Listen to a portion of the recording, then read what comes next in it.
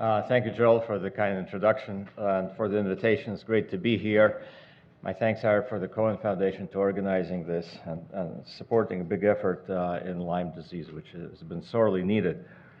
So what I'll tell you about today is about our work in a variety of infectious pathogens that is related to the general problem of treating infectious diseases, and of course about our data with Lyme disease. Okay, so for starters, I want to tell you that most chronic infections are caused by pathogens that are susceptible to antibiotics. And that is the main paradox of chronic infections. If it doesn't make any sense to you, that means that you are wide awake, because paradoxes make no sense. That's the definition. And what we found a number of years ago is that in, let's say, a typical chronic biofilm infection, the majority of cells are highly susceptible to killing by antibiotics, and then you hit upon this small subpopulation of persister cells, which are essentially invulnerable. So that, that resolves the paradox. They are not resistant, they're not growing, and they're not dying in the presence of pathogens. So it turned out that these are dormant, spore-like cells. That explains their tolerance to antibiotics, which kill by corrupting energy-dependent functions. And so what here, I'll give you a summary slide, a little over a decade of work from our lab. And what we found, first of all, is that the pathways of persister formation are highly redundant. And if there is a general theme in this case from the model organism E. coli, it is toxin antitoxin modules of different sort that are persister genes and are responsible for persister formation. So these, for example, inhibit protein synthesis that causes dormancy.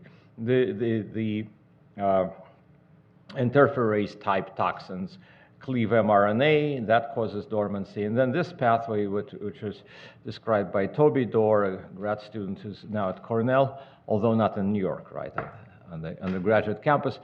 He's a faculty there. So he found that the DNA damage SOS response actually turns on, apart from DNA repair, turns on this very interesting protein TISB, which is an ion channel, decreases partially the proton motor force in ATP, and that causes whole systems shut down and dormancy. And that will be especially relevant to what I want to say today, as you will see in a moment.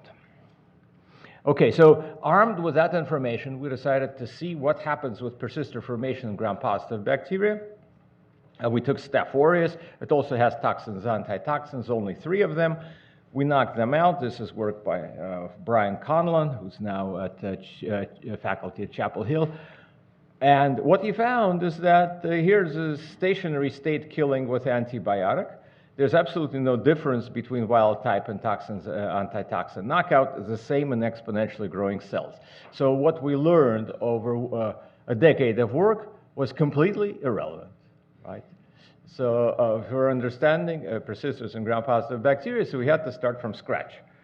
And this is what we decided to do. We had, for a variety of reasons, a suspicion that persisters may be cells that are going into stationary state early. And here's a test of that hypothesis.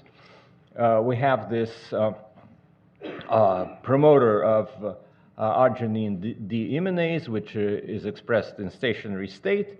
You see it's highly expressed in stationary state, poorly expressed in exponential, but there is this small subpopulation of cells in exponential that has stationary levels of expression of that promoter. So we sort out these cells, and these are the only ones that survive a hit by antibiotic. So they are the persisters. And then, of course, the interesting question is, what is it that this promoter is actually measuring? What is it that it is responding to? Okay, so we decided that it responds to ATP. I don't have time to tell you why we decided that, but this is what it does. If you decrease the concentration of ATP using arsenate, then this promoter and a similar one, PKA, shoot up. So actually, we are measuring ATP or the low levels of ATP when we're sorting out persisters. So stochastic variation of ATP apparently is what's responsible for persister formation on staph, and this is very relevant to Borelia burgdorferi because it has no toxin. It is one of the very rare bacteria that have no toxin antitoxin modules to begin with, so they have to make persisters by a different way, not dependent on toxin antitoxins. So then we decided to revisit what we know about E. coli. We found a similar marker in E. coli that responds to ATP, in this case positively responds. It's the ribosomal promoter. We sort out bright cells, we sort out dim cells in this case, and the dim cells are the only ones that survive a hit by antibiotic. So here we have a revision of what's happening in persisters. It looks like apart from these specific pathways, which are probably very different in different bacteria, there is this general pathway, which we're now, of course, investigating in Borelia as well to see if it operates in Borelia, as it is in unrelated bacteria. And we are, of course, on the hunt for factor X that is responsible for dropping this ATP. Next time, I'll probably tell you what it is. Okay. So another important question regarding persisters that we've been addressing is clinical relevance of persisters to disease. It is hard to do Koch postulates on persisters because a small subpopulation of temporarily dormant cells, you put them in an animal, they wake up, they're not persisters anymore. You cannot do Koch postulates on persisters. So a clue to finding a link between persisters and disease came from an experiment that Pooja Balani, a grad student in my lab, was doing on a very different subject. She was trying to catalog all potential persister genes. And here's a simple experiment that allows you to do that. So you hit a growing population with antibiotic, you collect surviving cells, repeat it a couple of times, and you get an enrichment in mutants, high persister mutants, that make more persister cells, right? Then you can sequence the genomes and find out what those mutations are and what the genes are. So, but then when you look at this experiment, what comes to mind is that this is exactly what happens when patients are treated with antibiotics. They receive periodic high doses of antibiotics, and if being a persister is useful for the pathogen to avoid being killed by antibiotic, you will get selection for high persister mutants. So then we went hunting for such mutants in patients with a relapsing UTI, because we figured that this experiment has already been performed in humans on a massive scale. We just need to look at the results of that experiment. So I'll show you what we found. What we found is primarily in E. coli, a gain of function mutation in the hip A protein that makes it more active and it more efficiently shuts down translation and causes dormancy. And here are these mutants. They make 100 to 1,000 times more persisters than the wild types. So that links persisters to disease and also shows you that there's a separate phenomenon out there. Apart from heritable resistance, there's heritable drug tolerance. Two completely different phenomena, both employed by pathogens to avoid being killed by antibiotics. Okay, and then we decided to check this out in Borelia burgdorferi. Now, so I asked Lyndon Hugh, my collaborator, to give me a collection of Borelia isolates from patients that have been treated with antibiotics. He said that's not possible for a variety of reasons, many of which you here appreciate. So then we decided to do something different. So from our investigation of E. coli, we were surprised to see that persister mutants come not only from patients treated with antibiotics, but also from commensals. So it looks like in Mother Nature, there are lots of nasty compounds that hit the pathogen and select for high persister mutants. You don't need antibiotic treatment in the clinic to select for them. So then we were thinking maybe the same thing may be happening with Borelia that infect ticks. And so Sam Telford gave us a collection of Borelia that we're screening now for the presence of high persister strains. And this is what we're finding so far. So this is the degree of killing by ceftriaxone of these isolates. And you see that this one, for example, is killed very well, but not these. Okay, so this is the same kind of a pattern that we see in E. coli, and we see in all other pathogens that we investigated and published so far. So we published this in M. tuberculosis, Pseudomonas aeruginosa, Candida albicans yeast. So it looks like this is a general phenomenon. This may be very relevant to the disease because one of the things that we will be discussing this afternoon is what is PTLDS and how you can predict and link initial infection to who will and who will not develop PTLDS. Well, this is one possible variable that you have. Some people are infected with an easy form of the pathogen and some with a form that will be more difficult to eradicate. So now I want to, from here, want to tell you about the compounds we've been working on in a variety of species to eradicate persisters.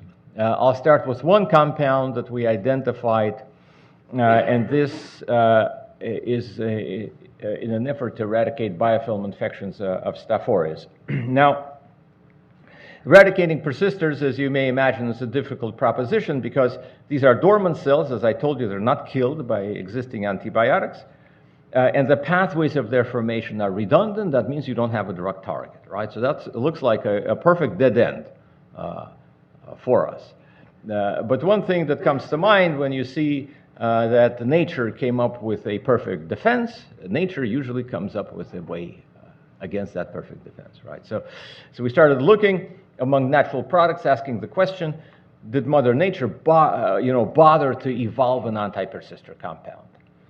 Knowing what we're looking for a compound that's going to hit an important target in the cell, corrupt it, and kill that cell, and that will require no energy, right? That's the magical compound that we're looking for. But by these criteria, we hit upon this old abandoned antibiotic, acyl depsipeptide. Or ADEP. It does an interesting thing. Its target is the CLIP protease. The CLIP protease normally recognizes misfolded peptides with the aid of this ATP-dependent chaperone, and then it digests them. In the presence of ADEP, the pore of the protease is open, and it can digest peptides without the need for ATP, and that's exactly, of course, what we're looking for. So Brian Conlon investigated this, did a big study, showed by proteome analysis that there's a massive degradation of mature proteins in the presence of ADEP. In Staph, I'll just show you one or two key experiments. Here's a control with stationary Staph aureus, growing Staph aureus. Here, persisters that are not killed by antibiotic.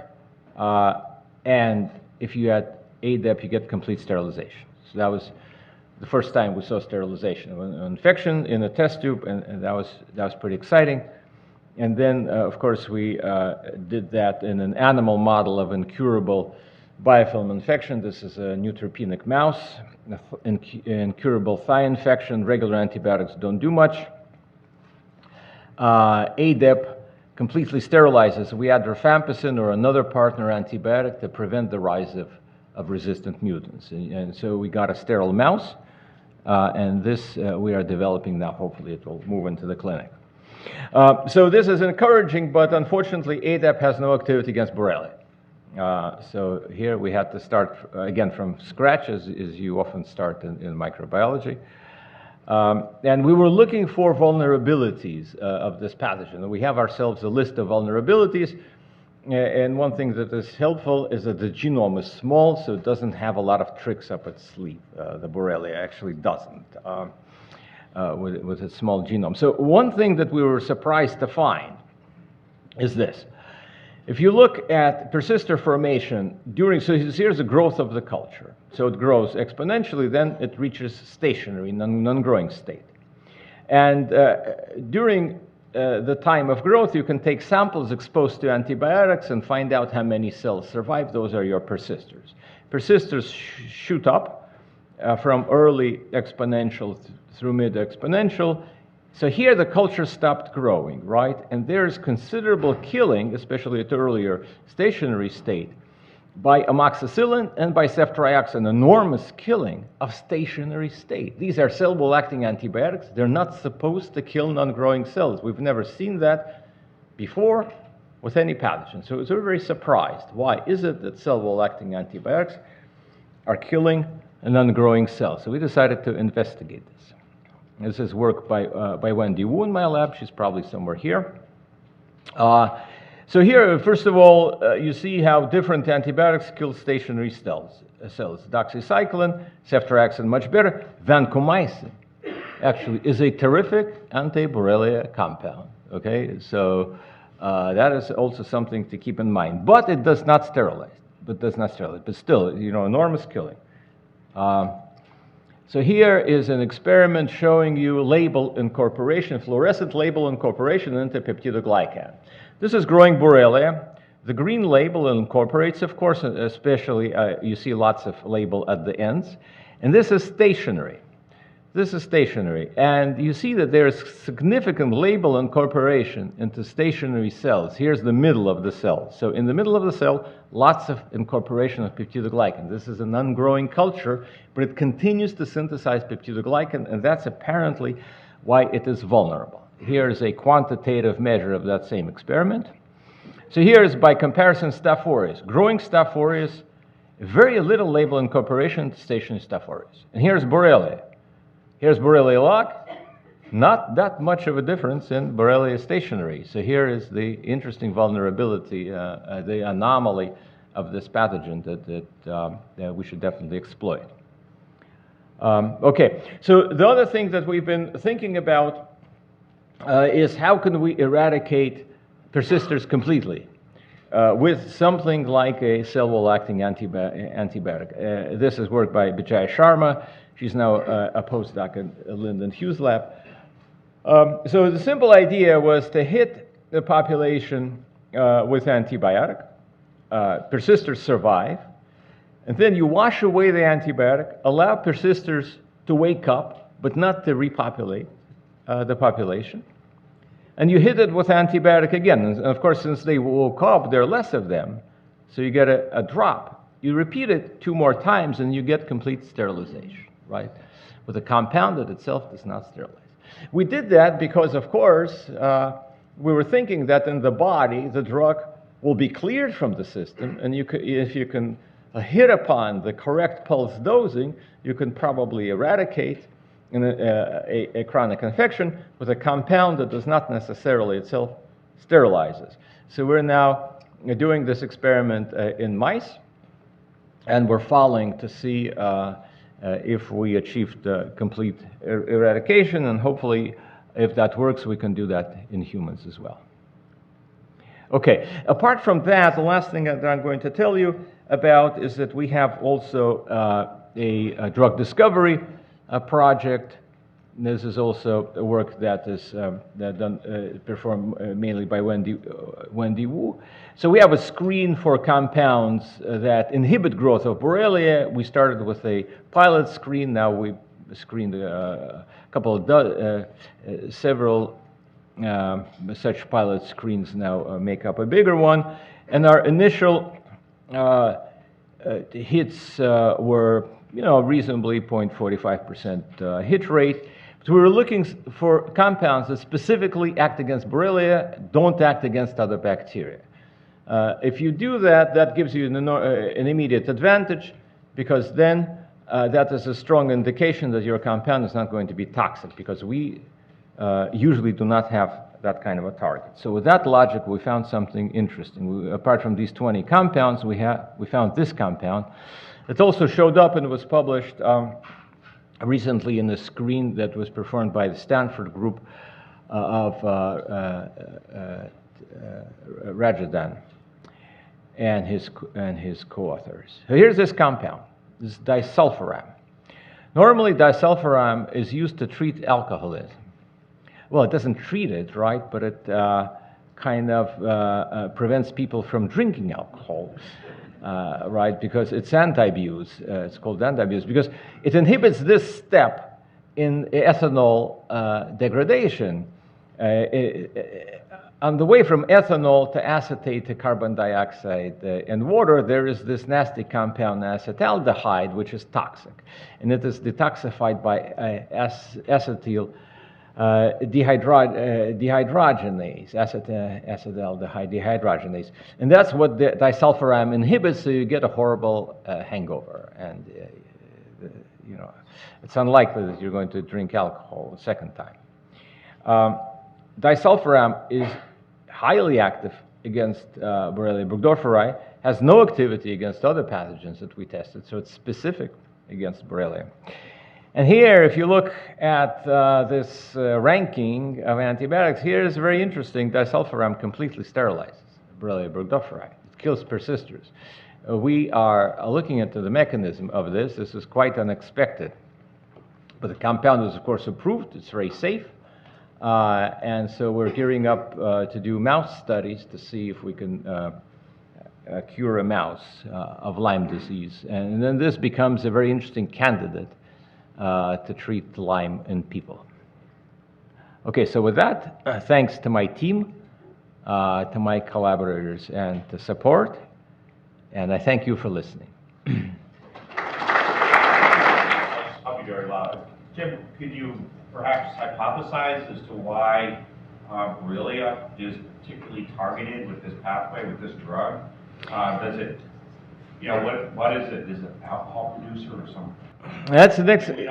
That's we don't know about. That's an excellent question. Well, it is an anaerobe, so maybe that's why it's particularly vulnerable. Interestingly, it does not have a recognizable homologue of acetaldehyde dehydrogenase. Of course, that's the first thing that we checked. So our simple hypothesis is that it probably has an enzyme that we did not recognize in our database. So, but we'll figure out what it is. So, I'm sorry. So the question was about low-dose penicillin administered as weekly bicillin injections. Sometimes we see failures of IV antibiotics and other regimens, and all of a sudden we switch the patient to a single injection a week, and the patient recovers. And the question is whether in all this hunt for the persister killing, whether there is any suggestion that there is a chemodetection, some sort of chemodetection by the microorganism which enables it to transform into a persister, into a, we know that there are naked forms that are dropping the cell wall, therefore the cell wall antibiotics won't work. Yeah. And the question whether this low dosing evades the chemodetection and therefore might offer a effective killing and prevention of forming persisters. Yeah, it's a good question. So one thing that you notice from these biphasic killing curves is that in the presence of antibiotics, persisters do not die. Once you take away the antibiotic, add fresh media, allow them to re-add antibiotic, they do die. The fact that they do not die in the presence of antibiotic means that they're not waking up, right? So they are probably sensing the presence of antibiotic, and paradoxically, the antibiotic prevents them from effectively waking up. And that's definitely one of the things that is potentially one can exploit to find out what that is and eradicate persisters. Just to go on that question of the disulfiram, do you see any difference between the B31 and any of the clinical isolates, either with disulfiram or some of your other drugs as well? I'm sorry, between what? B31 and clinical isolates? For disulfiram. We haven't done that yet. So we definitely are planning to test our whole panel with disulfiram. I have a question on, as we've seen with other microbes, the influence of, in particular, thinking about the case of E. coli, where a bacteriophage in one case was dropping in things like methyltransferases and reprogramming E. coli to become virulent and things like that. Do you see, or have you seen any evidence of the other part of the microbiome, the viruses or bacteriophage, adding some variability to either whether resistance or virulence or anything like that? In Borelia. In Borelia. Yeah, we have not seen it. Again, it keeps a very small genome. Yeah. It does not take up foreign DNA very easily. For example, I don't think that anyone has described Borelia that carries a transmissible drug resistance marker. Determinant. And then another thing about Borelia and resistance that is useful to keep in mind is that the disease is apparently not transmissible between humans. So that means that every human is a dead end in a way. So even if with a low probability resistance will develop in that patient, it's not going to be transmissible, because it is the transmission of resistance that is the main problem for current drugs. And that's why I think we can, with relative impunity, think about, pulse dosing antibiotics and not worrying too much about the probability of resistance spreading. Have you tested any of the differences in geographic strains? Not yet, no. But if you have a collection, I will test it. That's actually a good lead into my next question was, so we have clinicians and people collecting big samples, and from your perspective, based on what you showed, or maybe something you didn't show, if you had an iPhone app that made Mark do whatever you told him to do, or anyone else, what are the experiments that we should be running, maybe as a consortia or something, that aren't being run right now, but from your perspective need to be done? Do anything come to mind? Well, the simple survey of the relative level of persisters in different isolates, that would be very nice to know. How prevalent are apparent high persister mutants, and then can we link that causally to the probability of developing PTLDS? That would be a terrific question to ask. Another good question to ask is any experimental or very highly effective drug that we see that eradicates Borelia, like vancomycin or Disulfiram, how broadly applicable that is to a large number of strains. Yeah. Have there been any, based on the last results that you were indicating, have there been any attempts to use Disulfiram, which I believe is available, it can be, to use it in clinical populations and see what happens? Well, that's exactly what we're gearing up to. So we're running a mouse study. First of all, we want to see if it cures uncomplicated acute infection in the mouse. Yes? I guess I meant not that you were doing directly through mouse studies and the normal progression there, but individuals who are having serious problems with Lyme, and it's a relatively safe drug, I believe, although I'm not. Yes, it is fairly safe, yes. So are individuals separate from you attempting to see whether it has an impact clinically before the animal studies are completed? That's an interesting question. Sure, one could conceivably, put it right into people. Why bother with mice? Yeah, you could do that. We're also running a retrospective study with Chris Patel. with Chirag Patel from Harvard School of Public Health. So he has access to medical records of 20% of American people. He's actually not unique in that. Just keep in mind that that information is out there. And so he is asking a question about correlates between Lyme disease and a number of other things, including, of course, whether taking Disulfiram is good for you when you are bitten by a tick. I was wondering a little bit about persisters. So how specific to a given environment is a persistent strain? I mean, so for instance, if you're a persister in, I don't know, in one host, under a certain antibiotic condition, would you be persistent in another host as well, for instance? Right. Well, the one important factor that determines the level of persisters is the growth phase. There's almost no persisters formed in early exponential, and then that probability increases about 1,000-fold as the population approaches stationary. And that's a universal determinant, and it looks like all other determinants are relatively minor by comparison to that one. Okay, so if I understand you properly, then basically, if you're a persister in one environment, for instance, a persister in, in an animal model, you'll also be a good persister in a human or human cells, Yes. or that sort of thing. Okay. Dr. Lewis, often patients are infected with more than one organism, and that seems to also be a cause for ongoing symptoms and difficulty with the cure. So I'm wondering, did you consider testing mice with not just Lyme disease, but adding another pathogen to see if the disulfiram worked? Thank you. That's an excellent question. We're starting with something simple.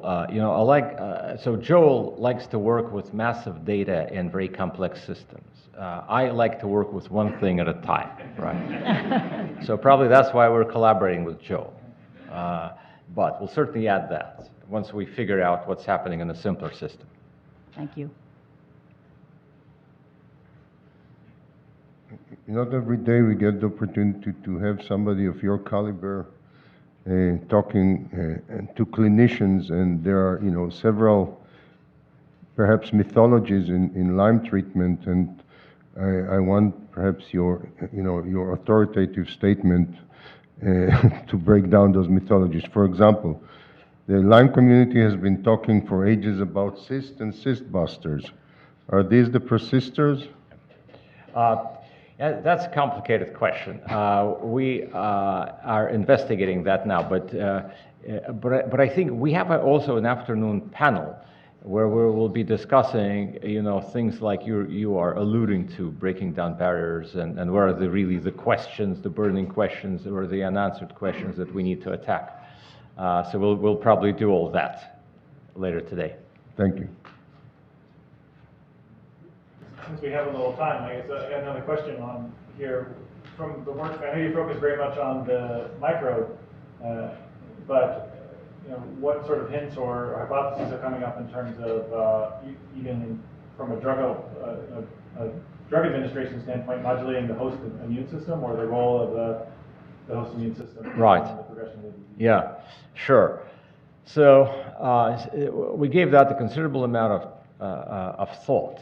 Modulating the immune system directly is very tricky, but there is a very good and fairly benign way to modulate the immune system, and that is through altering the microbiome. And again, one of the things that I would like to discuss this afternoon is microbiome intervention into autoimmune disease type presentation. As a corollary to that question, what is the impact of the immune system on the development of persisters? Specific side? Well, I would say that so one thing that the immune system does, the innate immune system produces reactive oxygen species. So we've shown in vitro that, at least in E. coli, reactive oxygen species can induce persister formation. There's been a belief in the tuberculosis field that the immune system keeps persisters in check because, if you have latent TB and then you get, let's say, HIV, you get a flare-up of the disease. So that is indirect information on at least that case of latent disease. But apart from that, not that much is known. Thanks. Then we'll let you